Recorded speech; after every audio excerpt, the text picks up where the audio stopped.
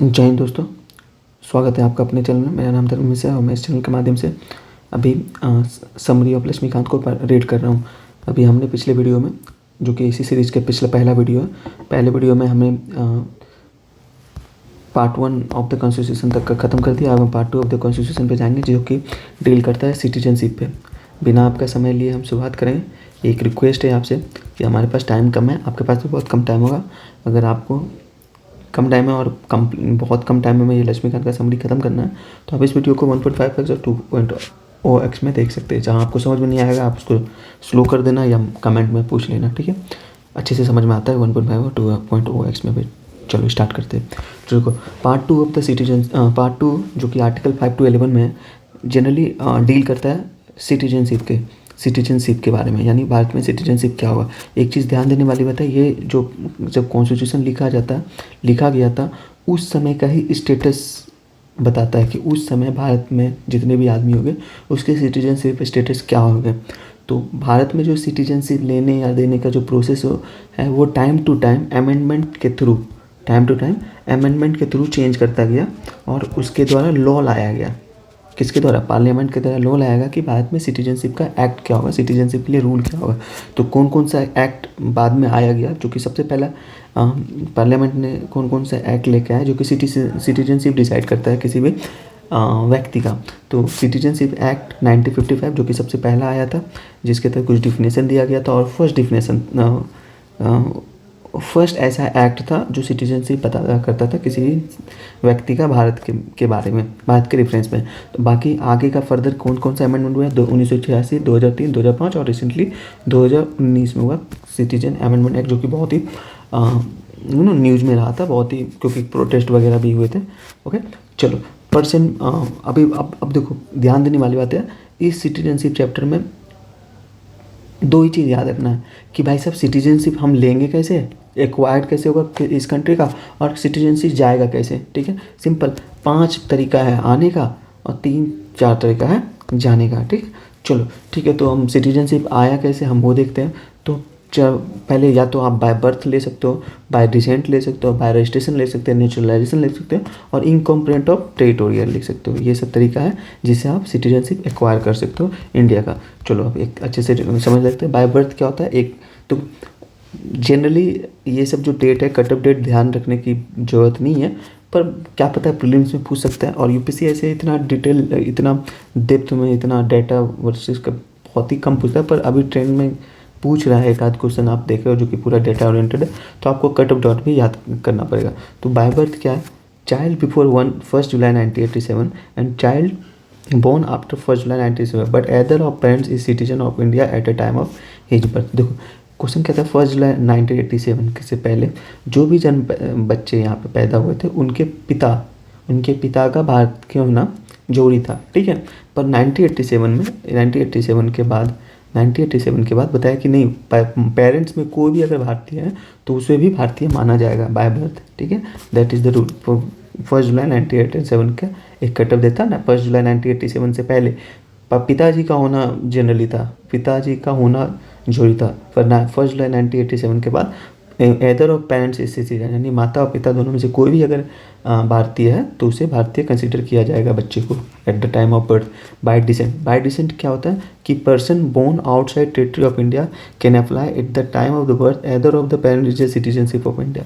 मतलब कोई भी बंदा है जो कि जन्म से बाहर पैदा हुआ है, मतलब भारत के बाहर पैदा हुआ, पर उसके जो पिताजी है, वो पिताजी या माताजी भारत के सिटीजन थे, तो उसको बाय डिसेंट हम वो अप्लाई कर सकता है भारत के सिटीजनशिप के लिए। रजिस्ट्रेशन का तरीका क्या है? A person of India origin who is originally resident in India for 7 years before making application लिखने से पहले अगर आप 7 साल भारत में रहते हो तो आप रजिस्ट्रेशन के थ्रू भारत के सिटीजनशिप हासिल कर सकते हैं। A person of India origin who is originally resident in any country, कोई भी इंडियन ओरिजिन का पर्सन है, अगर वो प्रूव कर रहा है कि हम इंडियन ओरिजिन के थे, तो वो भारत का सिटीजनशिप के लिए बाय रजिस्ट्रेशन से सिटीजनशिप हासिल कर सकता है। A person who is married to a citizen of India, कोई भी पर्सन, कोई भी फॉरेनर या कोई व्यक्ति अगर भारत के किसी भी सिटीजन से मैरिज कर दिया तो वो बाय द रजिस्ट्रेशन के प्रोसेस से भारत का सिटीजनशिप बन सकते हैं।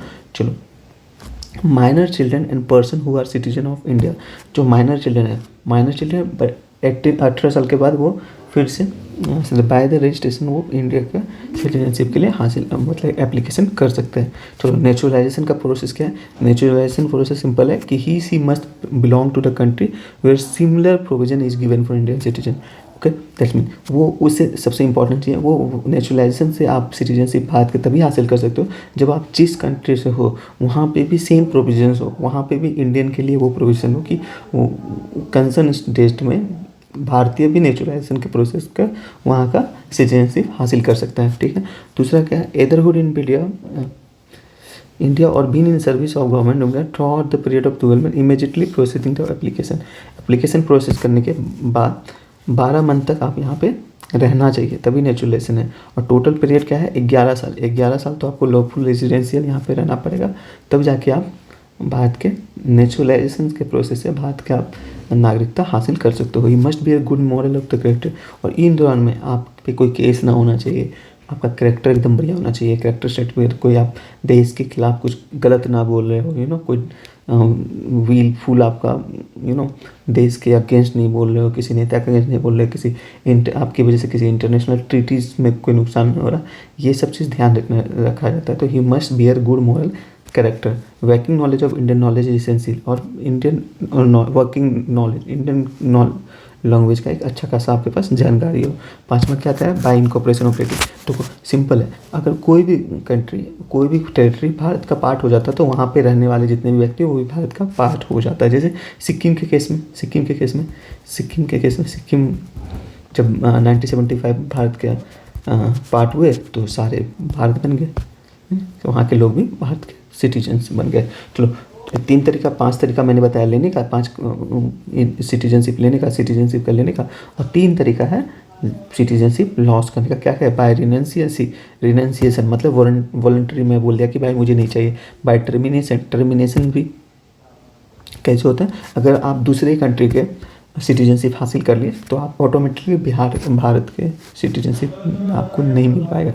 ठीक है, चलो, ये इसके केस में अक्षय कुमार का सुने होंगे। अक्षय कुमार का से ऐसा लीक था कि उनके पास कनाडा का सिटीजनशिप था तो उनके पास इंडिया का सिटीजनशिप नहीं होगा, he is not Indian citizen. But now recently वो बोल रहे हैं कि मेरे पास इंडियन पासपोर्ट है, that's mean he achieve the Indian citizenship by deprivation. मतलब अगर आप कोई भी भारत के खिलाफ कुछ काम कर रहे हैं तो आप सेपरेट कर रहे हैं, तो इंडियन गवर्नमेंट के पास ऐसा पावर है कि वो आपका सिटीजनशिप लॉस ले सकता है, छीन सकता है आपसे। तो termination in case of fraud और मिस रिप्रेजेंटेशन, इंडिया को आप गलत दिखा रहे हैं इंटरनेशनल डायस्पोरा में। चलो, अब एक चीज़ ध्यान रखने वाला है, डुअल सिटीजनशिप तो इंडिया में है नहीं, तो टू लिमिटेशन रियल सिटीजन तो इंडिया में है नहीं, तो ये वाला चीज़ जिसकी वजह से आपको टर्मिनेशन मिल जाता है। चलो, एक और कंसेप्ट आता है जो कि इसमें दिया नहीं। एक होता है कि जो अब्रॉड में रह रहे भारतीय होते हैं, जो मतलब पहले तो भारतीय इंडियन ओरिजिन के थे पर अब्रॉड में रह रहे, उसके कैटेगरी होते हैं। कैटेगरी क्या क्या होते हैं? 3 होते हैं, एक NRI होते हैं, एक PIO होते हैं और एक तुम्हारे OCI होते हैं, OCI कार्ड होल्डर। चलो, इसमें क्या है डिफरेंस ये मैं बता देता हूँ। NRI वैसे लोग होते हैं जो कि है भारत के सिटीजनशिप। NRI वैसे लोग हैं जो भारत के सिटीजन हैं पर स्टडी वीज़ा, वर्क वीज़ा, इन सब वीज़ा से कई सालों से दूसरे देश में रह रहा है, उसको हम NRI कहते हैं। PIO कहते हैं person of Indian origin. PIO क्या होता है? पर्सन ऑफ इंडियन ऑरिजिन, मतलब पर्सन ऑफ इंडियन ऑरिजिन मतलब उसमें भारत का सिटीजनशिप नहीं है उनके पास, पर वो कभी उनके वो जो है कभी भारत में रहा करते थे। ओके, ठीक है, इसको कहते हैं person of Indian origin. Okay, चलो, OCI क्या होता है? OCI और कार्ड होल्डर जो होता है, कार्ड होल्डर इनको बोलते हैं ओवरसीज सिटीजन ऑफ इंडिया। इसको OCI कार्ड होल्डर होता है, ओवरसीज सिटीजनशिप ऑफ इंडिया। ठीक है, चलो, इसमें क्या होता है? कुछ जो डिफरेंसेस है हमको याद रखने वाला चीज़ है कि NRI क्या है? NRI का सिटीजनशिप क्या होता है? NRI जो होते हैं वो इंडियन ही होते हैं तुम्हारे, ठीक है, इंडियन होते हैं, और इनके नहीं, ये इंडियन नहीं होते, और ये OCI के वे इंडियन नहीं होते। क्या इसके पास इंडियन पासपोर्ट होता है? NRI के पास पासपोर्ट होता है, इसके पास नहीं होगा, OCI के पास भी नहीं होगा। Constitutional right, voting right NRI के पास वोटिंग राइट होता है सर्टेन कंडीशन के साथ। पीआईओ के साथ वोटिंग राइट नहीं होगा। ओसीआई के साथ भी जो ओवरसीज सिटीजन ऑफ इंडिया है उनके पास भी वोटिंग राइट नहीं होगा। चलो एक चीज़ और, तो क्या फ़ायदा है visa card holder, visa required. देखो एनआरआई तो इंडियन ही है, उनको वीज़ा रिक्वायर्ड की कोई जरूरत है ही नहीं। पीआईओ को रिक्वायर्ड रहता था, पीआईओ को रिक्वायर्ड होता, ओसीआई को नहीं। लाइफ टाइम वीज़ा मिलता है इनको। क्या मिलता है? लाइफ टाइम वीज़ा मिलता है। लैंड परचेज, क्या इनमें से कोई लैंड कर सकते हैं? एनआरआई, हाँ एनआरआई जो है लैंड परचेज कर सकते हैं, पर पीआई और OCI card holder land purchase नहीं कर सकते, रेस्ट्रिक्टेड होता है उनके पास। ठीक है। एक चीज़ ध्यान रखने वाली बात है कि 2015 में जब मोदी गवर्नमेंट आए थे तो पीआईओ को ओसीआई के साथ मर्ज कर दिया गया था। ठीक, तो नाउ अब पीआईओ जैसा कोई भी टर्म नहीं है, डिसकंटिन्यूड हो गया। ठीक है, ये चीज़ ध्यान देने वाली बात है। चलो अब अगला शुरुआत करते हैं अगले चैप्टर की, जो कि बहुत ही इंपॉर्टेंट चैप्टर है, फंडामेंटल राइट पार्ट 3 में इंडियन कॉन्स्टिट्यूशन के पार्ट 3 में, और आर्टिकल 12 से 35 के बीच में आता है।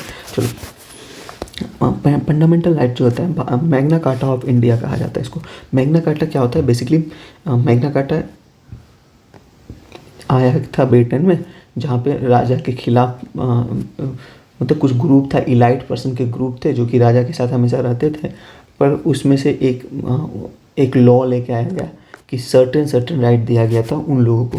तो तब से मतलब पहली बार राइट्स का कंसेप्ट उन्हीं को आया, भले किसी कम लोगों को मिला था, पर सबसे पहले राइट्स का कंसेप्ट उसी डॉक्यूमेंट से आया था जिसको मैग्ना कार्टा कहते हैं। और अब उसके बाद से जितना भी राइट्स से रिलेटेड कोई भी बात होता है उसे हम मैग्ना कार्टा से ही संबोधित करते हैं। तो उसी तरह पार्ट 3 जो है, चूँकि में फंडामेंटल राइट की बात होती है कौन सी सिटीजन्स के और इंसानों के, व्यक्तियों के, ना ही सिटीजन्स के, खासकर फॉरेन सिटीजन्स के, एलियन के भी, तो हम बात होता है, इसलिए पार्ट 3 को हम मैग्ना कार्टा ऑफ इंडिया कहा जाता है। ठीक है। Part 3 is called the corner stone of the constitution together with part 4 constitute the consign of the constitution. ठीक है, चेतन यही है, मुख्य पार्ट यही है, ये, क्योंकि पार्ट 3 और पार्ट 4 जो है वो एकदम इंपॉर्टेंट चीज़ है भाई, कॉन्स्टिट्यूशन का सबसे इंपॉर्टेंट भाग यही दोनों है। ओके चलो, the aim at stabilising a government of law not of a man. Simple सी बात है, फंडामेंटल राइट जो होता है इसका एम क्या होता है कि भाई जो गवर्नमेंट, कानूनों का गवर्नमेंट बनाना, ना कि इंसानों का, ना कि गवर्नमेंट किसी एक इंसान के हाथों में दे दे कि तुम चलाओ, जैसा चलाना है वैसा नहीं। Did you get my point? कि फंडामेंटल राइट लाने की जरूरत इसलिए है कि हम किसी व्यक्ति के हाथ में पावर नहीं दे रहे, एक सरकार के हाथ में पावर दे रहे जो कानूनों से बंधे हुए, जो हमारे रिप्रेजेंटेटिव है, जिन्हें हम चुने हैं। ठीक है, हमें प्रोटेक्ट करने के, हमारे लाइफ को अच्छे करने के लिए, हमें लिबर्टीज़ देने के लिए। Did you get my point? तो कैसे देंगे? लॉ बना के बताएंगे। एक फेमस कंसेप्ट है कि there is no law there is no liberty. Okay, तो यहाँ पे भी वही बात है, एम स्टेबलाइज किया गया है फंडामेंटल राइट का, कि फंडामेंटल राइट का जो एम है कि भाई साहब कि गवर्नमेंट ऑफ लॉ होना चाहिए, नॉट ऑफ मैन। किसी चंद हाथों के बीच का गवर्नमेंट नहीं होना चाहिए, कानूनों का गवर्नमेंट होना चाहिए। ठीक है, जो कि हमारे फंडामेंटल राइट्स को प्रोटेक्ट कर रहा है और फंडामेंटल राइट भी दे रहा है। चलो, they are fundamental because are guaranteed and protected by the constitution. Okay, ये फंडामेंटल इसलिए, अब सब तो फंडामेंटल क्यों है? फंडामेंटल इसलिए क्योंकि ये प्रोटेक्टेड है। और किसके द्वारा प्रोटेक्टेड? कॉन्स्टिट्यूशन के द्वारा प्रोटेक्टेड है। जब आर्टिकल 32 आप पढ़ोगे तो आपको पता चलेगा कि हमारे डिफरेंट राइट्स होते हैं, जिसके तहत सुप्रीम कोर्ट जो है हमारे राइट्स को प्रोटेक्ट करती है थ्रू उनके जो टूल्स होते हैं, रीड्स, उनके द्वारा। चलो, they are fundamental also in the sense that they are most essential for all round development of the individuals. ठीक है, ये फंडामेंटल इसलिए क्योंकि ये बहुत ही ज़्यादा ज़रूरी है। किसके लिए? सबके लिए, सबकी डेवलपमेंट के लिए। ओके चलो, आर्टिकल 12, चलो हम अब आर्टिकल वाइज सारे को डिफाइन करेंगे। आर्टिकल 12 में क्या है, 13 में क्या है, 14 में क्या है। तो आर्टिकल 12 जो है वो स्टेट का डिफिनेशन करता है। बेसिकली फंडामेंटल राइट है, किसको मिला है? इंडिविजुअल के खिलाफ मिला है। किसके खिलाफ मिला है? किसको रिस्ट्रिक्ट करता है? स्टेट को रिस्ट्रिक्ट करता है कि आप कुछ भी ना कर सको, उनके फंडामेंटल राइट को हनन ना कर सके। तो हमें तो पता, चलो इंडिविजुअल के बारे में पता कि आप, मैं, तुम सब, ये सब क्या, आप, मैं, वो, ये सब इंडिविजुअल्स हैं, इनकी राइट्स के बारे में पता चलता है। पर स्टेट कौन है? जिसको हम रिस्ट्रिक्ट किया है, ये कौन है? तो स्टेट को डिफाइन किया आर्टिकल 2 में कि कौन कौन सा जो संस्था है, ऑर्गेनाइजेशन है जिसे हम स्टेट ट्रीट करेंगे। वो कौन सा है? गवर्नमेंट और पार्लियामेंट ऑफ इंडिया, इनको हम स्टेट ट्रीट करेंगे। गवर्नमेंट और लेजिस्लेचर ऑफ स्टेट्स, यानी जितने भी लेजिस्लेचर होते हैं स्टेट के, लेजिस्लेचर ऑफ स्टेट और काउंसिल, स्टेट काउंसिल, ये सब क्या होते हैं? गवर्नमेंट ट्रीट, उसको हम स्टेट ट्रीट करेंगे। All local and the other authority, यानी जितने भी पंचायत होते हैं, पंचायत समितियाँ होते हैं, ब्लॉक डेवलपमेंट, ब्लॉक ऑफिसेस होते हैं, ये सब क्या होता है? इसको हम स्टेट करेंगे, स्टेट रखेंगे। और कुछ कुछ ऑर्गेनाइजेशन होते हैं जो कि गवर्नमेंट के लिए काम करता है, उसे भी हम स्टेट ट्रीट करेंगे। ये किस में दिया हुआ? आर्टिकल 12 में दिया हुआ है। तो आर्टिकल 13, आर्टिकल 30 को क्या है? Law inconsistent with the fundamental right. देखो इसमें मतलब लॉ को डिफाइन किया गया कि बाकी लॉ क्या होता है, व्हाट इज़ द लॉ, मतलब कानून के बारे में बताया। कानून क्या है? कानून को डिफाइन किया गया इसमें अच्छे से। It declares that all law that are inconsistent with derogation of any of the fundamental right shall be void. ठीक है, इसमें यह भी प्रावधान दिया गया कि जितने भी लॉ है जो पहले से है, प्री कॉन्स्टिट्यूशनल लॉ है या कॉन्स्टिट्यूशन बनने के बाद कुछ कुछ लॉज था, जो भारत के नागरिकों का या किसी भी व्यक्ति का, ना ही नागरिकों का, फंडामेंटल राइट को हनन करता है, उस लॉ को वॉइड माना जाएगा। ठीक है, इसमें दो कंसेप्ट आता है। एक आता है डॉक्ट्रिन ऑफ सेवरेलिटी, डॉक्ट्रिन ऑफ सेवरेलिटी, और एक आता है डॉक्ट्रिन ऑफ एक्लिप्स। ठीक है, एक्लिप्स, एक्लिप्स मतलब क्या होता है? जितने भी प्री कॉन्स्टिट्यूशनल लॉ थे, यानी कानून बनने से पहले जितने भी लॉ थे जो फंडामेंटल राइट को हनन करता है, वो अब वॉइड माना जाएगा। नहीं, अब वो कानून नहीं रहा जाएगा। जैसे कॉन्स्टिट्यूशन बनने से पहले बहुत सारे मंदिर थे जिसमें जाना मना था, पर अब नहीं होगा, वो ख़त्म, बंद, बैन हो गया, क्योंकि कॉन्स्टिट्यूशन, इसी को होता है डॉक्ट्रिन ऑफ एक्लिप्स हो गया। और सेवरेबिलिटी मतलब ये इसमें ये दोनों के लिए काम करता है, प्री कॉन्स्टिट्यूशनल लॉ के लिए और पोस्ट कॉन्स्टिट्यूशनल लॉ के लिए। वही जो होता है inconsistent with the derogation of any of the fundamental right shall be void, यानी प्री कॉन्स्टिट्यूशनल लॉ और पोस्ट कॉन्स्टिट्यूशनल लॉ दोनों के बारे में बताता है। दोनों में से कोई भी लॉ अगर फंडामेंटल राइट का हनन करता है तो वो वॉइड माना जाएगा। That is what article 13 says. ठीक है, अभी सवाल आता है कि लॉ क्या होता है, कानून क्या होता है, कानून बनता क्या है, एमपी लॉ पास कैसे किया करेंगे?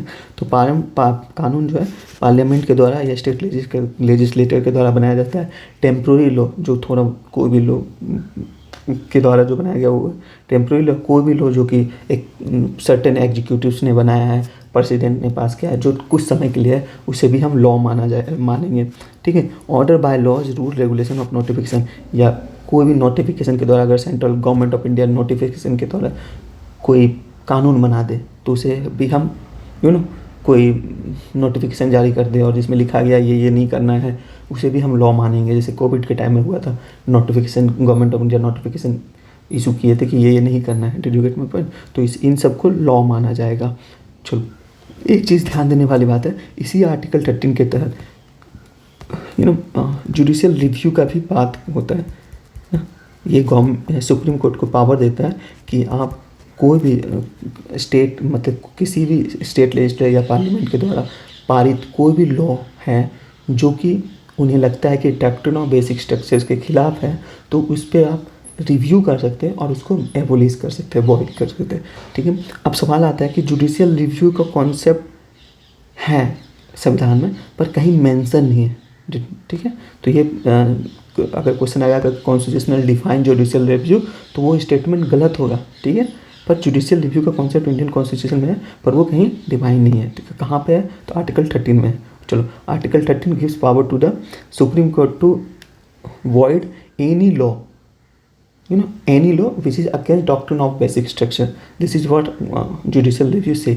चलो, right to equality, article 14 to 18, right to equality, right to equality मतलब समानता का अधिकार। चलो, दो चीज़ होता है इसमें, ध्यान देने वाली बात है, दो चीज़ होता है। राइट टू इक्वालिटी मतलब इक्वालिटी बिफोर लॉ और इक्वल प्रोटेक्शन ऑफ लॉ। चलो, इसको क्या बोलते हैं कि इसमें डिफरेंस बताते हैं। इक्वालिटी बिफोर जो लॉ है ये ब्रिटिश ओरिजिन की तरह के ब्रिटिश से लिया गया और ये यूएसए से लिया गया।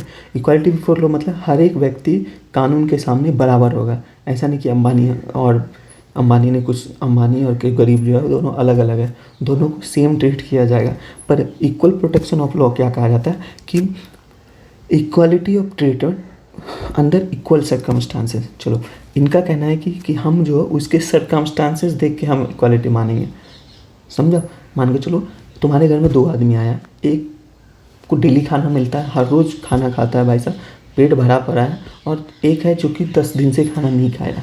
चलो, और तुम्हारे पास 4 रोटी है, ठीक, तुम्हारे पास 4 रोटी है, और तुमको है क्या कि तुम्हारे पास 4 रोटी और 2 आदमी आया है, तुम्हारे पास एक बड़ा खाना पीना खाता है, हर रोज़ खाता है, एक 10 दिन से खाना नहीं खाया। अब अगर तुम दोनों को 2-2 रोटी दे रहा है तो वो क्या होगा, इक्वलिटी बिफोर लॉ, यानी तुम कानून में तुम्हारे सामने दोनों बराबर है, तुमने दोनों को दे दिया। एक क्या है कि तुमने उसका सर्कमस्टांसेस जान लिया कि अरे यार ये भाई साहब 10 दिन से नहीं खाया, इसको तो खाना मिलते रहता है, तो जो 10 दिन से नहीं खाया उसको तुम 3 दे दिया, और जिसे डेली खाना मिलता है उसे 1 दे दिया। तो तुमने जो ट्रीटमेंट किया है उसको उसके सर्कमस्टांसेस को देख के रहे हैं, तो इसे कहते हैं इक्वल प्रोटेक्शन ऑफ लॉ। मतलब treatment, equality of treatment under the equal circumstances. Okay, समझ गया आप पॉइंट? होप आपने समझा होगा ये पॉइंट को। चलो, ये जो इक्वालिटी बिफोर ऑफ लॉ है उसे रूल ऑफ लॉ भी कहा जाता है, जो कि प्रोफेसर डाइसी का कंसेप्ट है, जिसको हम आगे अच्छे से बताएंगे क्या होता है। चलो, ये नेगेटिव कॉन्सेप्ट है इक्वालिटी बिफोर ऑफ लॉ, और ये पॉजिटिव कॉन्सेप्ट है। ठीक है, पॉजिटिव कॉन्सेप्ट है ना, हम देखते हैं इसमें सबका भला हो सकता है, इसमें कि कोई को किसी का भला भी होगा, और जो जिसका भला होना चाहिए और अच्छे से नहीं हो पाएगा। ओके, रूल ऑफ लॉ क्या कहा जाता है कि भाई no man can be punish except for breach of law. कोई भी इंसान को हम पनिश नहीं कर सकते जब तक कि वो कोई कानून को तोड़ा ना हो। ऐसा नहीं कि किसी भी रास्ते को उठा के व्यक्ति को आए उसको पनिश करें, नहीं कर सकते। पनिशमेंट के लिए मतलब लॉ जो तोड़ता है कोई व्यक्ति, वो व्यक्ति जो ब्रीच ऑफ लॉ करता है वो कानून के सामने है। ऐसा नहीं कि भाई साहब अंबानी अगर कोई कानून तोड़ता है तो उसको हम सज़ा नहीं देंगे, पर कोई व्यक्ति अगर कानून तोड़ता है, गरीब व्यक्ति, तो हम उसको सज़ा कर देंगे, ऐसा बात नहीं है। Constitutional result of the right individual rather than the constitution being the source of individual right. मतलब कॉन्स्टिट्यूशन जो है वो व्यक्तियों के राइट्स का रिजल्ट है, ना कि सोर्स है। ठीक है, first and second element are applicable to the Indian system. Supreme court held rule of law is basic feature can not be appended. Supreme समय पर बेसिक स्ट्रक्चर डिफाइन किया जाता, बेसिक स्ट्रक्चर में कुछ पॉइंट्स रखा जाता है, उनमें से सुप्रीम कोर्ट ने रूल ऑफ लॉ को रखा गया है कि rule of law is the part of the basic structure, और इसको हम अमेंड नहीं कर सकते। कहाँ केशवानंद भारती केस में आया था कि बेसिक स्ट्रक्चर वाले कंसेप्ट, इस बेसिक स्ट्रक्चर को हम अमेंड नहीं कर सकते, तो रूल ऑफ लॉ को भी हम अमेंड नहीं कर सकते। चलो, एक्सेप्शन देखो, अभी क्या बोले, कानून सबके लिए बराबर होता है। जो अगर कोई जुर्म किया, कोई गुनाह किया, कोई अगर लॉ का ब्रीच किया तो उसको बराबर सज़ा मिलेगा नहीं।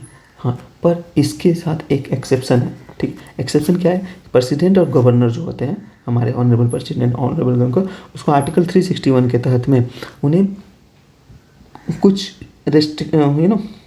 प्रिविलेज दिया गया है इसके खिलाफ कि भाई आप उसके खिलाफ कोई कानूनी कार्रवाई नहीं कर सकते जब तक वो पोस्ट में बने रहेंगे। फॉरेन डिप्लोमेट्स हैं, उनके खिलाफ भी नहीं कर सकते, उनको भी एक्सेप्शन मिला गया है। आर्टिकल 31C बोलता है कि जो कि आर्टिकल 31C क्या है, 25 कॉन्स्टिट्यूशनल अमेंडमेंट एक्ट 1971 के तहत आया था, जिसमें जो कि इम्प्लीमेंटेशन ऑफ 39 और 39B और 39C के लिए लिया गया था। मतलब DPSP को इम्प्लीमेंट करने के लिए अगर आप फंडामेंटल राइट को ब्रीच करना पड़े तो वो किया जा सकता है। ये 25C के तहत ऐसा प्रावधान बनाया गया था। ठीक, यहाँ पे DPSP थोड़ा पावरफुल हो जाता है, प्रिवेल हो जाता है फंडामेंटल राइट्स। ये चलो इसके बारे में हम आगे अच्छे से पढ़ेंगे जब हम DPSP पढ़ेंगे। तो आर्टिकल 15 प्रोविजन ऑफ डिस्क्रिमिनेशन और सर्टेन ग्राउंड। चलो, ये आर्टिकल 15 पे मूवी भी बना था। यहाँ पे टर्म याद रखने वाला बात है कि it provide that no citizen shall on the ground only religion, race, caste, sex और place of birth subject at any disability, liability, restriction और condition of with regard to. चलो, किसी भी व्यक्ति के खिलाफ केवल उनके रंग, केवल उनके धर्म, रेस, कास्ट, सेक्स और प्लेस ऑफ बर्थ की वजह से डिस्क्रिमिनेशन नहीं करेंगे। ठीक है, भेदभाव नहीं करेंगे। This is what it is written. देखो, बट ओनली लिखने के महत्व में की वजह से ये चीज़ें, यही 5 केस है। ठीक है, हम उसको हाइट के खिलाफ भेदभाव कर सकते हैं, करते हैं ना इंडियन आर्मी में। आपका अगर इंडियन आर्मी या डिफेंस में कोई हाइट सर्टेन हाइट कर दिया कि 170 सेंटीमीटर से ऊपर नीचे रहेगा तो आपको नहीं एंट्री मिलेगी। तो हम हाइट के खिलाफ में हम कर सकते हैं, पर उनके जेंडर के खिलाफ में हम उसको रिस्ट्रिक्शन नहीं कर सकते। ओके, मतलब डिस्क्रिमिनेशन नहीं कर सकते। चलो, तो आर्टिकल 15 में यही है। तो इसमें एक्सेप्शन है कि स्पेशल फेवर्स दिया गया SC/ST को, विकर सेक्शन को अंडर आर्टिकल दिया गया के तहत SC/ST को हम रिजर्वेशन देते हैं, वुमेन को हम रिजर्वेशन देते हैं। ओके, इसको हम अफर्मेटिव रिजर्वेशन कहते हैं। ठीक है, अफर्मेटिव डिस्क्रिमिनेशन कहते हैं। ओके, इसको हम ये नहीं कहते कि हम डिस्क्रिमिनेट कर रहे हैं, हम अफर्मेटिव डिस्क्रिमिनेशन कर रहे हैं। अफर्मेटिव डिस्क्रिमिनेशन हिस्ट्री में जो उनके साथ हिस्ट्री हमारे इतिहास में जो उनके साथ डिस्क्रिमिनेशन हुआ था, जिसकी वजह से वो अभी बहुत पीछे रह गए, हम उसको अपने इतिहास की गलतियों को ठीक करने के लिए ये कदम उठाया, तो इसे हम एफर्मेटिव डिस्क्रिमिनेशन कहते हैं। ठीक है, चलो article 16 equality of opportunity in public employment. चलो आर्टिकल 16 क्या कि हम किसी भी व्यक्ति को उनके religion, race, caste, sex, descent, place of birth और रेजिडेंस की वजह से डिस्क्रिमिनेट नहीं करेंगे, उन्हें अपॉर्चुनिटी ऑफ स्टेटस या अपॉर्चुनिटी और स्टेटस देने के लिए, प्रदान करने के लिए। चलो ये चीज़ है, इसमें 2 टर्म जुड़ा हुआ है, यहाँ ध्यान रखने के लिए। इसमें वो जो ओनली में रिलीजन, रेस, कास्ट, सेक्स और प्लेस ऑफ बर्थ था, किसमें, जब हम डिस्क्रिमिनेशन की बात करते हैं, पर जब हम अपॉर्चुनिटी की बात करते हैं तो हम इसमें 2 चीज़ और जोड़ देते हैं। इसके खिलाफ क्या क्या है, एक डिसेंट और एक रेजिडेंट, डिसेंट और रिलीजन और रेजिडेंस। ये इसमें 7 टर्म है, जिसके ओनली से 7 टर्म है, जिसमें हम जिसके बिहाफ में हम डिस्क्रिमिनेशन नहीं कर सकते, उसमें 5 था। ठीक है, चलो एक्सेप्शन। अभी देखो एक्सेप्शन क्या है, parliament can preside residence as condition for the certain employment in state and UT और लोकल अथॉरिटी।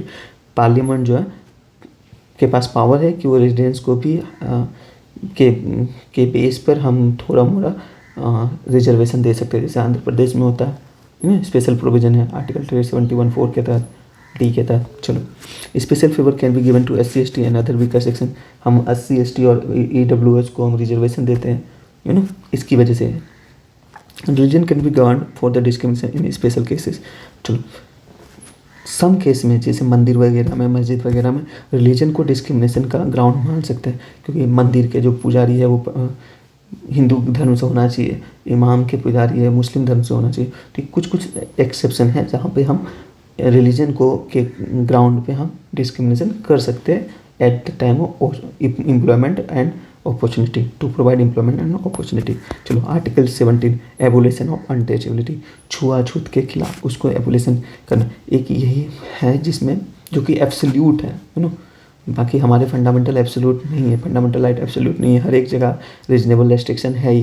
ओके, जैसे यहाँ पे रेस्ट्रिक्शन है, यहाँ पे एक्सेप्शन है, पर यहाँ पे कोई एक्सेप्शन नहीं है। मतलब भारत में जिस दिन संविधान बना था उस दिन ये लिख दिया गया कि अब हम अनटचेबिलिटी नहीं करेंगे, छुआछूत नहीं होगी, और हम किसी व्यक्ति को मंदिर जाने में मन के लिए मना नहीं करेंगे, किसी व्यक्ति को के हाथ का छुआछू वगैरह होता है जो डिस्क्रिमिनेशन करते थे, अनटचेबिलिटी करते थे, वो कम्प्लीटली मना हो जाएगा। चलो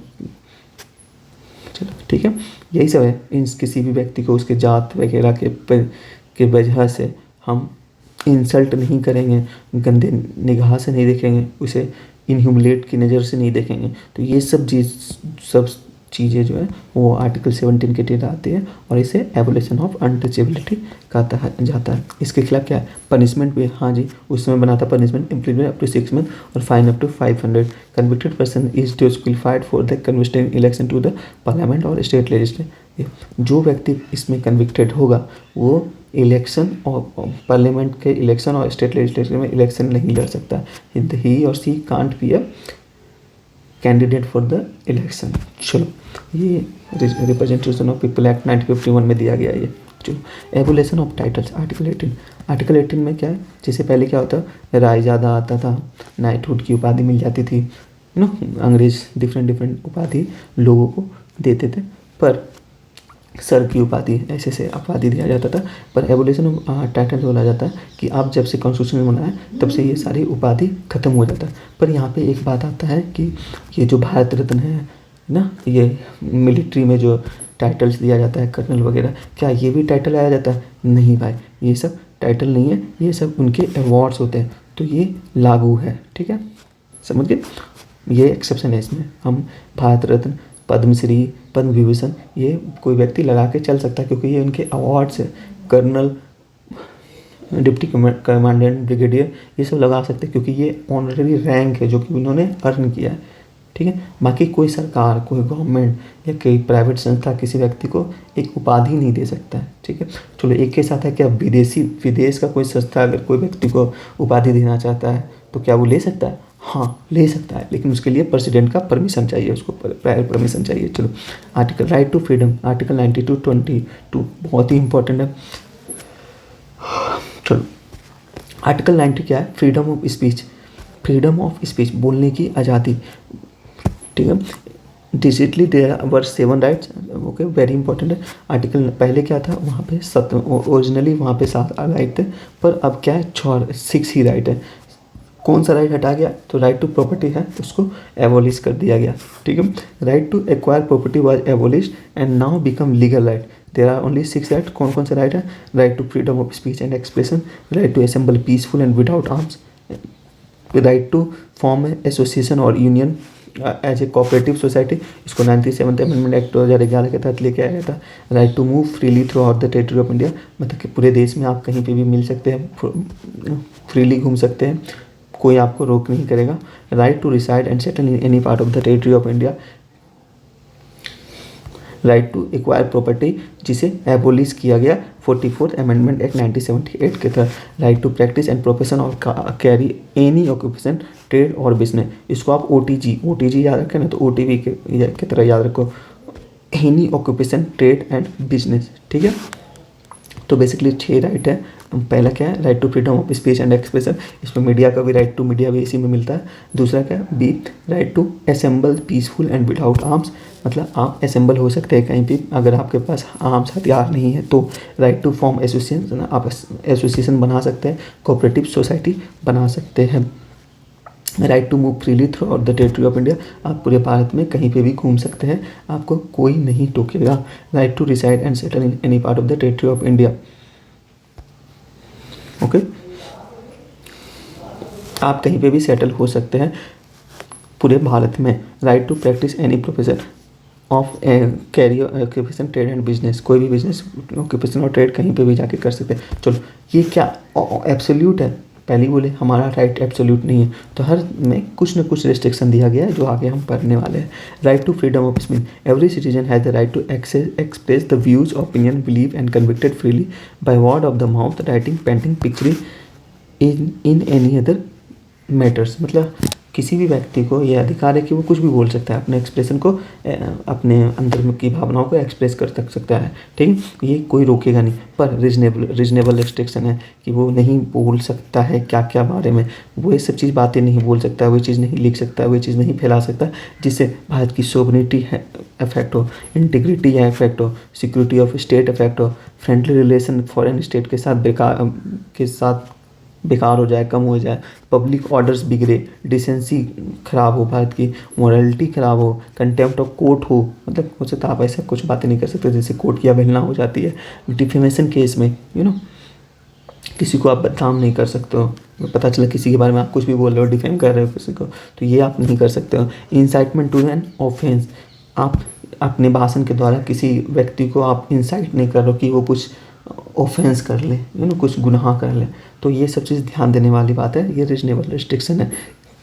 डायरेक्ट यहाँ से क्वेश्चन पूछता है कि इनमें से कौन कौन सा चीज़ रीजनेबल रिस्ट्रिक्शन है, तो आपको ये याद रखना पड़ेगा। Sovereignty, integrity of India, security of state, friendly relation and public devoted, decency, morality, contempt of court, defamation, incitement to an offence, ये याद रखना पड़ेगा आपको प्रॉपर। चलो दूसरा क्या? फ्रीडम ऑफ असेंबली, वही है कि Bharat it includes right to hold public meeting, demonstrating and take out the procession, ये कहीं पे भी आप असेंबल हो सकते हैं। इस असेंबल का मतलब क्या होता है? आप 4-5 मिल के बात भी कर सकते हो, ग्रुप बना के घूम भी रहे हो, जो भी कर सकते हो, और साथ में पब्लिक मीटिंग भी कर रहे हो, किसी शोक सभा कर रहे हो वगैरह आप कर सकते हो। पर इसमें भी रेस्ट्रिक्शन है। इसमें क्या है? पब्लिक ऑर्डर, मतलब आप जो भी कर रहे हो, आप जो भी असेंबली बना रहे हो, उससे किसी दूसरे पब्लिक को दिक्कत ना हो, ठीक है। ये चीज़ जरूरी है। सोवरेनिटी अफेक्ट ना हो, इंटीग्रिटी ऑफ इंडिया अफेक्ट ना हो भारत की, ठीक है, और ट्रैफिक अफेक्ट ना हो। तो ये सब चीज़ बहुत ज़रूरी है, ये सब चीज़ रीजनेबल रिस्ट्रिक्शन है। तो ये सब चीज़ को ध्यान रख के ही आपको अधिकार मिलता है। फ्रीडम इज़ नथिंग कि आपको फ्रीडम दे दी, आपकी फ्रीडम की वजह से दूसरे की फ्रीडम अफेक्ट हो रही है, दूसरे की फ्रीडम नहीं मिल पा रही है। आपके दूसरे को भी फ्रीडम मिल सके इसलिए रीजनेबल रिस्ट्रिक्शन रखा गया है, ठीक है, कि आप कोई भी, यानी इसमें क्या असेंबल हो रहे हैं, आप असेंबल होकर वहाँ पे आप ट्रैफिक तो जमा नहीं कर रहे हो ना। अगर आप असेंबल हो रहे हो और लंबी ट्रैफिक लगी तो आप इनडायरेक्टली दूसरों के जो फ्रीडम ऑफ राइट है घूमने का, जो डी है कि वो कहीं पे भी घूम सकते हैं, आप उसको रोक रहे हो ना, उसको ख़त्म कर रहे हो। तो इसलिए रीजनेबल रिस्ट्रिक्शन लगाने की जरूरत होती है। फ्रीडम ऑफ एसोसिएशन बना के सकते हैं। इसी में कोऑपरेटिव बॉडीज़ का है, जो 97 का जो अमेंडमेंट के तहत आया कि आप कोऑपरेटिव बना सकते हो। अमूल वगैरह का कंसेप्ट उसी में आया था, ठीक है। इसमें रीजनेबल रिस्ट्रिक्शन है सेम कि grounds of the public order, morality, sovereignty and integrity of India, ये 4 चीज़ का रिस्ट्रिक्शन है कि ये 4 चीज़ के अलावा आप असेंबल एसोसिएशन बना सकते हो। इन 4 चीज़ को ध्यान पे रखते हुए freedom movement and freedom of residence, कहीं पे भी भारत में घूम सकते हैं। इसमें भी रीजनेबल रिस्ट्रिक्शन है कि अगर आप सेक्स वर्क करो तो आप कहीं पे भी नहीं घूम सकते, ठीक है। आप ये चीज़ ध्यान देने वाली बात है। On the interest of general public and interest of any scheduled tribe, अगर आप शेड्यूल्ड ट्राइब के किसी शेड्यूल्ड ट्राइबल के जगह में जा रहे हो तो आप वहाँ जाने के लिए आपको वहाँ की परमिशन लेना पड़ेगा, वहाँ के गवर्नमेंट से। जैसे इनर लाइन परमिट का कंसेप्ट आता है, इनर लाइन परमिट का कंसेप्ट आता है। जब अरुणाचल, मिजोरम, मेघालय, इन राज्यों में आप जाओगे तो वहाँ पे आपको इनर लाइन परमिट आपको लेना पड़ेगा, ठीक है। ये किस लिए? क्योंकि वहाँ के जो कल्चर है, वहाँ के जो कस्टम है, उसको प्रोटेक्ट करने के लिए, ठीक है। चलो, और सेक्सुअल जो सेक्स वर्कर है उसका भी फ्रीडम ऑफ मूवमेंट को रोका जाता है, क्यों? मोरालिटी की वजह से, ठीक है, डिसेंसी की वजह से। फ्रीडम ऑफ प्रोफेशन, चलो आप कोई भी प्रोफेशन कर सकते हो, पर इसमें भी रिस्ट्रिक्शन है कि आप भाई साहब मोरालिटी में रह के, ऐसा नहीं कि भयंकर आप बच्चे को किडनैप कर रहे हो, वो प्रोफेशन बोल रहे हैं कि ये मेरा राइट है, नहीं, मोरालिटी होना चाहिए भाई साहब उसमें, ये सब चीज़ पे ध्यान देना है। चलो, protection in respect of conviction of offence, चलो आर्टिकल 20 बहुत इंपॉर्टेंट है कि अगर आप कोई ऑफेंस कर रहे हैं तो और आपको कोई जेल में डाला है तो उसके खिलाफ भी उसके लिए आपको एक प्रोटेक्शन दिया जाएगा। क्या उसका प्रोटेक्शन की 3 चीज़ होता है। एक, नो एक्सपेक्ट पोस्ट फैक्टल लॉ, मतलब कि आप जब कोई गुनाह की है, ऐसा आप किसी चीज़ को कन्विक्ट किए, आप जब कन्विक्शन जिस समय वो आप वारदात किए थे उस समय जो कानून था उसी कानून के अनुसार आपको सज़ा मिलेगी। ऐसा नहीं कि अब 10 साल लग गया, कानून आपने 10 साल पहले किए थे, उस समय 2 साल सज़ा था और अभी आपका 10 साल है तो आपको 10 साल मिलेगा, नहीं। Eight the time of crime happening, उस समय जो लॉ था उसी के अनुसार आपको सज़ा मिलेगी। नो डबल जियोपार्डी, मतलब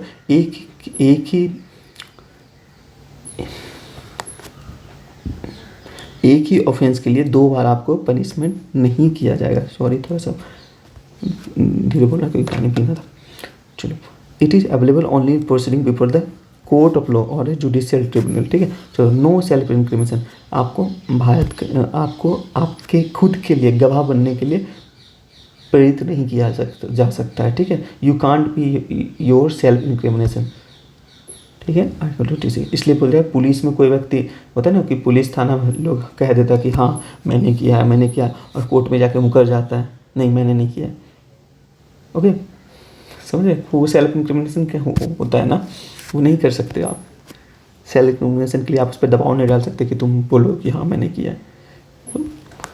चलो, protection of life and personal liberty, चलो आर्टिकल 21 बहुत ही इंपॉर्टेंट है protection of life or article के लिए कि no person shall be deprive of his life or personal liberty except according to procedure established by law.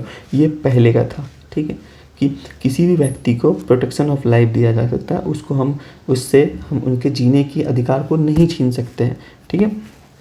फिर मेनका गांधी आई। मेनका गांधी की जीने का अधिकार मतलब ये नहीं कहता है कि भाई किसी तरह जी रहा है।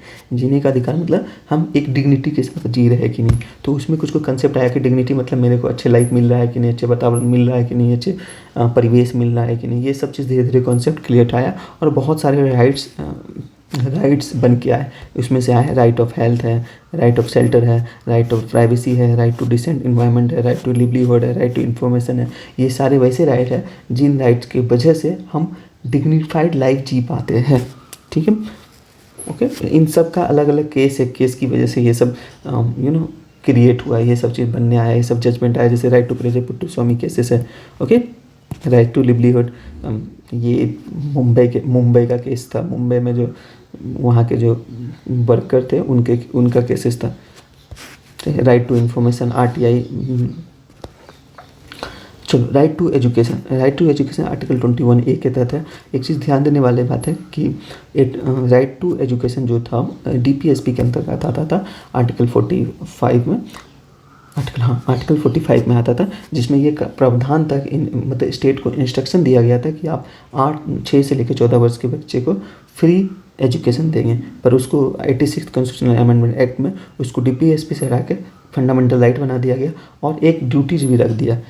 उसमें लिखा गया, उसमें बताया गया कि ये इंडिविजुअल्स का राइट है, जो कि 6 से 14 साल के बच्चे की राइट्स है कि उसे फ्री में एजुकेशन मिले, ओके। और ये इसको ड्यूटी में रखा गया, 51A के ड्यूटी में रखा गया, 11 ड्यूटी में रखा गया कि उनके पेरेंट्स का ये ड्यूटी है कि आप 6 से 14 के बच्चे को आप इंकरेज करोगे एजुकेशन के लिए।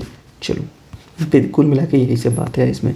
Protection against arrest and detention article 22, ठीक है। मतलब अरेस्ट और डिटेंशन के खिलाफ जो है प्रोटेक्शन मिलता है, किसकी तरह, आर्टिकल 22। देखो, डिटेंशन मतलब क्या होता है? डिटेंशन होता है प्रिवेंटिव डिटेंशन, ठीक है। मतलब कोई आपको शक हो रहा है कि कोई इस व्यक्ति के द्वारा कोई गुनाह फ्यूचर में किया जा सकता है, कोई ऑफेंस किया जा सकता है, तो आप पहले ही उसे डिटेन कर सकते हो उस फ्यूचर के ऑफेंस को रोकने के लिए, ठीक है। उसे प्रिवेंटिव डिटेंशन बोलते हैं। और जो बाकी अरेस्ट के खिलाफ उसको जो थोड़ा मोड़ा प्रोटेक्शन मिला है, कौन कौन सा प्रोटेक्शन मिला है कि भाई उसको बताया जाएगा सबसे पहले कि भाई तुम्हें अरेस्ट क्यों कर रहे हैं, जैसे होता है ना, वारंट दिया जा सकता है कि आप इस ग्राउंड से आपको अरेस्ट हो रहे हैं। दूसरा क्या है, उसको अगर आप मतलब अधिकार हो कि वो अपने डिफेंड के लिए वकील को हायर कर सकता है, ठीक है। और उसे 24 घंटे के अंदर, विदिन 24 घंटे के अंदर मजिस्ट्रेट के सामने पेश किया जा सकता है ताकि वो अपनी बेगुनाही को प्रूव कर सकें, ठीक है। Right to be release after 24 hours unless the magistrate authorise future further detention. अगर 24 घंटे के अंदर उसको रिलीज भी करना है, अगर मजिस्ट्रेट ने उसे फिर से एक्सटेंड ना किया हो तो। चलो, not available to an alien or person arrested under preventive detention. ये ध्यान देने वाली बात है कि ये जो चारों राइट्स है ये एलियन मतलब विदेशी को लागू नहीं है, ये सिर्फ उनको लागू है जो कि इंडियन है, ठीक है। चलो, राइट अगेंस्ट एक्सप्लॉयटेशन आर्टिकल 23 और 24 एक्सप्लॉयटेशन के खिलाफ। एक्सप्लॉयटेशन का मतलब है traffic, provision of traffic in human being and force labour. इसके तहत फोर्स लेबर, बंधुआ मजदूरी वगैरह सबको बंद कर दिया गया। आर्टिकल 24 में क्या है, बच्चे को provision employment of children in the factory etcetera, मतलब जो वैसे ऐसे काम जिसमें भारी भरकम काम है, जिसमें इंजरी का चांसेस ज़्यादा है, उसमें बच्चे को 14 साल से कम के बच्चे को काम नहीं करने दिया जाएगा। ये एक राइट है, provision of employment of children in factories and article 24। चलो, इसमें एक चीज़ ध्यान देने वाली है 23 में, पूरा डिटेल से पढ़ लेते हैं कि क्या लिखा हो। This right available to the both citizen and non citizen against the state as well as against private person. चलो, मतलब ये जो provision of traffic in human being and force labour है, ये दोनों के खिलाफ है। जो सिटीजन्स है उसके लिए को भी लागू है, जो बाहर के लोग हैं उनको भी लागू है। ऐसा नहीं है कि बाहर के व्यक्ति को आप यहाँ पे ला के, अमेरिका के बच्चे को ला के यहाँ पे और उससे बंधुआ मजदूरी कर रहे हैं। अमेरिका क्या करता था, ठीक है, आप नहीं कह सकते हो, क्योंकि वो ये वाला जो प्रोविज़न, ये वाला जो राइट है वो उनको भी लागू है, ठीक है। Traffic in human beings include, traffic मतलब क्या होता है, ट्रैफिक इन ह्यूमन बीइंग्स मतलब क्या होता है कि बच्चों की या किसी व्यक्ति की, वुमेन के, चिल्ड्रन के आप सेलिंग और बाइंग नहीं कर रहे कि भाई एक इंसान को आप किसी और को बेच रहे, नहीं, अलाउ नहीं है। इमूवल traffic of children including prostitution, आप प्रोस्टिट्यूट और चिल्ड्रन को इधर से उधर आप नहीं बेच सकते हो, नहीं लागू है। काम स्लेवरी पूरी तरीके से ख़त्म हो गया, देवदासी पूरी तरीके से ख़त्म हो गया, आप किसी को गुलाम बना के नहीं रखते। This article prohibit force law, आपको पता है कि जबरन किसी को काम नहीं कर सकते हैं, किसी को बांध के नहीं रह सकते हैं, ठीक है, किसी को आप कम पैसे पे काम नहीं करवा सकते हैं। This all comes under the provision of traffic, provision of traffic in human being and force labour article 23। चलो प्रोविजन ऑफ आर्टिकल 24। आर्टिकल 24 में जैसा कि मैंने बताया कि बच्चों के फैक्ट्रीज वगैरह में काम करने के लिए मनाही किया करते हैं।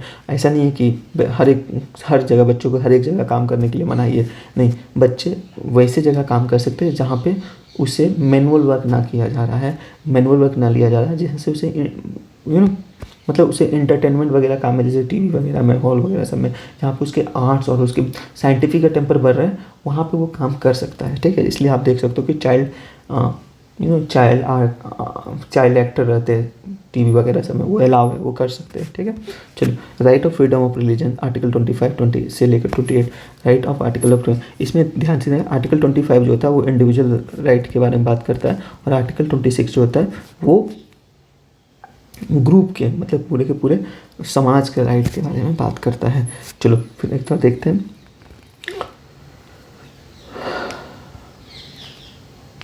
Freedom of consign and freedom on free process and practice and propagation of religion, मतलब किसी भी इंडिविजुअल का ये राइट है कि वो कोई भी धर्म को मान सकता है, कोई भी धर्म को प्रोफेस कर सकता है, कोई भी धर्म को प्रैक्टिस कर सकता है। ठीक है, उसको कोई किसी चीज़ का दबाव नहीं होगा, दैट इज़ देयर राइट्स। ठीक है, the implication of right is freedom of conscience, profess, right to profess, right to practise and right to propagate, subject to public order, morality, health and further provision related to fund right. Further, the state is permitted to regulate or restrict any economic, financial, political, other secular activity associated with the religious practice, provide for the social welfare and reform, or to ban Hindu religion institution of a public character to all classes and sections and Hindus। ठीक है, मतलब कहने का यही है कि थोड़ा मोटा रिस्ट्रिक्शन है कि भाई आप ऐसा नहीं कर सकते कि आपको तो प्रोफेस है, आप दूसरों को बोल रहे हो कि भाई तू भी यही हिंदू धर्म मान, ये आप नहीं कर सकते हो। ठीक है, चलो freedom of manage and religious affair article 26, मतलब ये कि कोई भी ऑर्गेनाइजेशन, एवरी रिलीजन डिनोमिनेशन, मतलब कोई भी ऑर्गेनाइजेशन जो कि रिलीजियस ऑर्गेनाइजेशन है, ठीक है, जैसे आपका ये इसको क्या बोलते हैं हम, रामकृष्ण परमहंस मठ है, क्या है, एवरी रिलीजन, ये रिलीजियस डिनोमिनेशन है, वो अपने जो ऑर्गेनाइजेशन को मैनेज करने के लिए कि उन्हें फ्रीडम है। ठीक है, उन्हें कोई सरकार रोकेगा नहीं, आप कर सकते हो। चलो, और उसके तहत आप अपने धर्मों की प्रैक्टिस भी कर सकते हो, और धर्म की प्रोफेस भी कर सकते हो, और एडवर्टाइज भी कर सकते हो। No one will stop you to do that thing, no will, उस डिनोमिनेशन को कोई नहीं रोकेगा। Right to stabilise maintain institution for religious and charitable purposes, right to manage its own affairs in matters of religion. ठीक है, to own and acquire movable और immovable property, अपना property रख सकते हैं, जैसे राधा शंकर व्यास जो है सबसे ज़्यादा प्रॉपर्टी उनके पास है।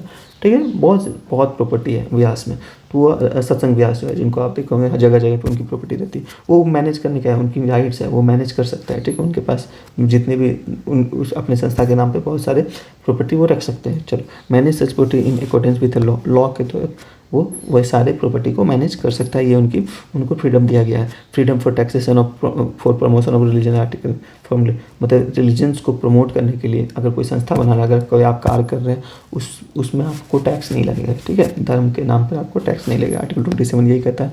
आर्टिकल 20 है freedom from attending religious institution, आप किसी भी इंस्टीट्यूशन में आप आप अटेंड कर सकते हो, नो वन विल स्टॉप। आपको सुना था कि रिलीजियस इंस्टीट्यूशन होता क्या है? रिलीजियस इंस्टीट्यूशन जो institution Holi maintain institution Holi maintain by the states, मतलब जो ऐसे कुछ इंस्टीट्यूशन जिसमें पूरी तरीक़ा से सरकार फंड करती है। दूसरा इंस्टीट्यूशन है जो कि रिलीजियस इंस्टीट्यूशन कहा जाएगा अगर उसको हम स्टेट जो है उसको रिकोगनाइज कर दिया। इंस्टीट्यूशन जो है सरकार से फंड और सहायता मिल रही है, उससे भी हम रिलीजियस इंस्टीट्यूशन बोलेंगे। Administrated by state under the endowment of trust के द्वारा, मतलब ये सारे चीज़ जो है रिलीजियस इंस्टीट्यूशन के तहत आएगा। In religious institution as completely prohibited while second and third religious institution permitted and voluntary basis in part 4 religious instruction is permitted. देखो कहना क्या चाहता है कि ये जो इंस्टीट्यूट होता है जो कि पूरी तरीक़ा से सरकार के द्वारा मेंटेन किया जाता है, जैसे सरकारी स्कूल, उसमें आप रिलीजियस पढ़ाई वगैरह नहीं करवा सकते हो। ठीक है, दूसरा में और तीसरा में आप जो सेकंड और थर्ड है जो कि जिसमें सरकार का कोई फंड नहीं आता है, पैसा नहीं आता है, सरकार पैसे नहीं देते सेकंड वाले में, पर सरकार ने रिकॉग्नाइज कर दिया कि ये इंस्टीट्यूशन जो है सरकार के द्वारा। इस प्राइवेट है पर ये इंस्टीट्यूट है, तो इसमें आप धर्म के बारे में पढ़ा सकते हो, शिक्षा कर सकते हो, लेकिन ये वॉलंटियरी है, ये डिपेंड करता है उनके डिस्क्रिप्शन पे, ठीक है, सेकंड और थर्ड में। फोर्थ वाले क्या है, administrated by state stabilise under an endowment होते हैं। फोर्थ वाला क्या है कि इसमें रिलीजन्स के बारे में ही बनाया, डेडिकेटली बनाया गया, तो आप इसमें रिलीजन के तहत आप प्रचार कर सकते हैं, पढ़ाई करा सकते हैं, शिक्षा दे सकते हो, ठीक है। चलो, cultural and educational right article 29-30, इसमें ध्यान देने वाली बात है कि इसमें दो तरह का माइनॉरिटी को डिफाइन किया दिया गया कॉन्स्टिट्यूशन से। एक होता है लिंग्विस्टिक माइनॉरिटी, एक होता है रिलीजियस माइनॉरिटी, ठीक है, दो तरह का माइनॉरिटी को डिफाइन किया गया है। चलो, आर्टिकल 29 पढ़ते हैं। Protecting of interest of minority, any citizen residing in any part of India having a distinct language script of art of its own shall have right to conserve the same. हर एक व्यक्ति जिसके पास एक distinct language है, distinct culture है, distinct custom है, वो अपने कस्टम लैंग्वेज कल्चर्स को प्रोटेक्ट करने की उनके पास क्या है, अधिकार है। No citizen shall be denied admission into any education institute maintain by state on grounds of religion, race, caste और लैंग्वेज। किसी भी व्यक्ति को हम इन चारों के आधार पर किसी भी संस्थान में एडमिशन करने की एडमिशन करने के लिए मना नहीं कर सकते हैं। It protect both religious as well as linguistic minority, दोनों को प्रोटेक्ट करता है। Right of minorities to stabilise and administrative education institution, article 30 वही है, इंस्टीट्यूशन को स्टेबलाइज करने की बात करता है। यहाँ पे भी आप कर सकते हो इंडिविजुअल और डिनोमिनेशन, ठीक है। यहाँ इंडिविजुअल राइट्स की बात होती है और यहाँ पे एक संस्था की बात होती है, ग्रुप की बात होती है। चलो, राइट टू कॉन्स्टिट्यूशनल लिमिटी, जो मैंने बताया था आर्टिकल 30, मतलब कि एक फंडामेंटल राइट क्यों बोला जाता है, right why Indian right is fundamental right, क्योंकि फंडामेंटल राइट इसलिए क्योंकि हम सुप्रीम कोर्ट जो होता है इसको प्रोटेक्ट करती है। तो प्रोटेक्ट कैसे करती है, इसका जो प्रोविजंस है वो भी फंडामेंटल राइट्स के आर्टिकल 32 में दिया गया है। राइट टू, जिसे हम राइट टू कॉन्स्टिट्यूशनल लिमिटीज बोलते हैं, ठीक। Supreme Court has ruled that article 32 is a basic feature of constitution and it contains following 4 provision. कैसे कि right to move to Supreme Court by appropriate way of enforcement of fundamental right, मतलब अगर आपको लगता है कि आपका fundamental right का हनन हो रहा है तो आप सुप्रीम कोर्ट जा सकते हो। SC should have power to issue direction of writ for enforcement of any of the FR. Supreme Court क्या करेगी, उनके पास पावर है कि वो आपके अधिकार को बचाने के लिए वो रीट्स इशू कर सकता है, ठीक है। Parliament can empower any court to issue direction address of writ of all kinds. देखो अभी क्या है, सुप्रीम कोर्ट के पास सिर्फ फंडामेंटल राइट्स के हनन करने के लिए ही रीट्स इशू करने का पावर है, पर पार्लियामेंट अगर चाहे तो इनका जो दायरा है, जुरिडिक्शन है, बढ़ा सकता है, ठीक है। आर्टिकल 139 में बोला गया ये। Right to move to Supreme Court shall not be responded except or otherwise provided by the constitution. चलो, टाइप्स ऑफ रीट्स। अब रीट्स क्या होता है, मतलब हम तो बोल रहे हैं कि रीट्स के द्वारा सुप्रीम कोर्ट जो होता है आपके अधिकारों को प्रोटेक्ट करती है, पर ये रीट्स होता क्या है, रीट्स क्या होते हैं, 5 तरह के होते हैं। हर्बियस कॉर्पस, हर्बियस कॉर्पस मतलब क्या होता है, सिंपल सा मत होता है टू हैव द बॉडी, मतलब भाई इंसान कहाँ है, है कहाँ वो ना, तो वो परजेंस द बॉडी, मतलब इसका जनरली यूज़ किया जाता है कि मान के चलो डाइवोर्स वाले केस में होता है कि एक वुमेन है, उसने किसी पर डाइवोर्स केस फाइल कर दिया या 498 फाइल कर दिया और वो व्यक्ति आ ही नहीं रहा है, कोर्ट पे प्रेजेंट नहीं हो रहा है सामने, तो वुमेन क्या कर सकता है, हार्वियस कॉर्पस को, सुप्रीम कोर्ट उस पर हार्वियस कॉर्पस लगा सकता है कि वो व्यक्ति भाई आओ तुम प्रेजेंट हो, ठीक है। तो हार्वियस कॉर्पस मतलब प्रेजेंस द बॉडी, बॉडी को कोर्ट के किसी भी व्यक्ति विशेष को कोर्ट में प्रेजेंट करने का आदेश होता है हार्वियस कॉर्पस। मैंडेमस क्या होता है, it literally means we command this writ is issue against public official, public body, corporation, inferior court, tribunal or government asking them to perform their official duty. कहना कि भाई तुम अपना ड्यूटी कर रहे हो, अच्छे से कर नहीं रहे हो। However it can not B issue against private individual और बॉडी। ये ध्यान देने वाली बात है, ये प्राइवेट लोगों के को नहीं मिलती है, इसे सिर्फ इन्हीं सब लोगों को के खिलाफ आप अमेंडमेंट सुप्रीम कोर्ट इशू कर सकता है, ठीक है। प्रोविजन, प्रोविजन मतलब क्या होता है, इट मीन्स टू फॉरबिड, मतलब मना करना। It is issue to by higher court, मतलब हायर कोर्ट के द्वारा निचली अदालत को किया जाता है कि आप जो चीज़ जिस पे आप जजमेंट कर रहे हो आप वो मत करो क्योंकि ये आपके दायरे से बाहर है, ठीक है। सेपरेटली वही बोलता है इसमें, मतलब it is issue by higher court to lower court or tribunal to prohibit subordinate court from initiating or continuing proceeding in any particular case not available against administrative authority, legislative bodies and private individuals। ठीक है, मतलब किसी भी निचली अदालत को किसी चीज़ की प्रोसीडिंग करने के लिए मना किया जा सकता है। ये ऐसा नहीं कि हम सबको बोलेंगे, ये सिर्फ कोर्ट्स को लिए ही प्रोविजन लागू होता है। सर्टियोरी मतलब it means to be certified or to be informed that it is issued by higher court to lower court or tribunal either or transfer a case pending or squash the case by lower court। मतलब कोई भी case जो आपके पास pending है आप उसको या तो मुझे ट्रांसफ़र कर दो या आप उसको क्वैश कर दो, मैं इधर से सीधे सुनूंगा। ठीक है, मतलब ये सर्टियोरी होता है कि पहले उसमें क्या होता है, सिंपल इसमें उन सारे केस और जजमेंट की बात करते हैं जो कि पास हो चुका है ना। पोस्ट अप्रूव्ड केस इसमें क्या है, अप्रूव जो कि लड़ रहे हैं, इसमें उन केस की बात होती है जो केस अभी प्रोसीड में है, अभी ख़त्म नहीं हुआ, उसको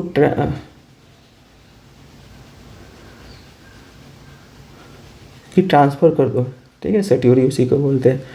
को बांटो मतलब व्हाट इज़ योर अथॉरिटी, किसी भी व्यक्ति को हम को बांटो इश्यू कर सकते हैं और उससे पूछ सकते हैं कि किस अथॉरिटी के तहत आपने ये काम किया है। ठीक है, literally means what is your, it is by the court to enquire into the legality of the claim of person to a public office. It can be issue only in case of subordinate public office, not against ministerial और private office.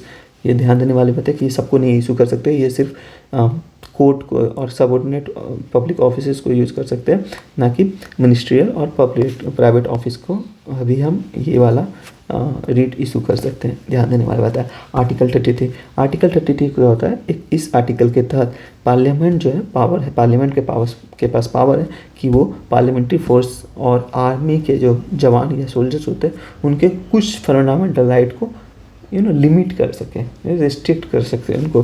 तो इनके तहत उनके some fundamental rights is restricted, जैसे social media पे वो active instruction नहीं कर सकता है, they can only do passive uses, मतलब वो कमेंट और इंस्टाग्राम यूज़ तो कर सकते पर इंस्टाग्राम पे वो कमेंट नहीं कर सकते हैं, पोस्ट नहीं डाल सकते हैं, समझ गया। पहले इंस्टाग्राम भी यूज़ नहीं कर सकते, अभी रिसेंटली निकला है ऑर्डर, इंडियन आर्मी के जो जवान है वो इंस्टाग्राम यूज कर सकते हैं बट पैसिव यूज कर सकते हैं, नॉट एन एक्टिव यूज। ठीक है, ये सब आर्टिकल 33 के तहत आता है।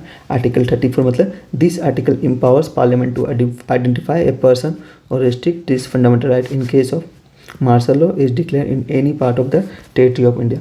आर्टिकल 34 है मार्शल लॉ के बारे में बताया जाता है। मार्शल लॉ क्या होता है, martial law kind of the जो इमरजेंसी के टाइम में प्रेसिडेंट रूल लगता है, काइंड ऑफ द वो चीज़ है, पर इसमें क्या है वो सर्टेन एरिया में होता है जहाँ पे प्रेसिडेंट को ऐसा लगता है कि वहाँ का जो है लॉ एंड ऑर्डर बिगड़ चुका है, अब सिविल अथॉरिटी उसको संभाल नहीं पाएगी, तो उस कंसर्न एरिया का लॉ एंड ऑर्डर मेंटेन करने के लिए उस जगह में मार्शल लॉ लगाया जाता है। अब वहाँ पे सारे एग्जीक्यूशन जो है वो डिफेंस के जो ऑफिसर है वो करते हैं। इसमें क्या होता है वहाँ के रहे उस एरिया में मौजूद कुछ लोगों के अधिकार चले जाते हैं, राइट्स थोड़े मोड़े चले जाते हैं। ठीक है, तो this is called martial law. Article 35 according to this part article is power of the parliament and not state legislature to implement fundamental right. मैंने सिंपल सी बात है कि ये सब जो अधिकार आपको दे रहा है या रेस्ट्रिक्शन हो रहा है इसके खिलाफ इसके लिए जो भी लॉज बनेगा, ठीक है, ये सारे लॉज पार्लियामेंट बनाएंगे ना कि स्टेट लेजिस्लेचर बनाएंगे।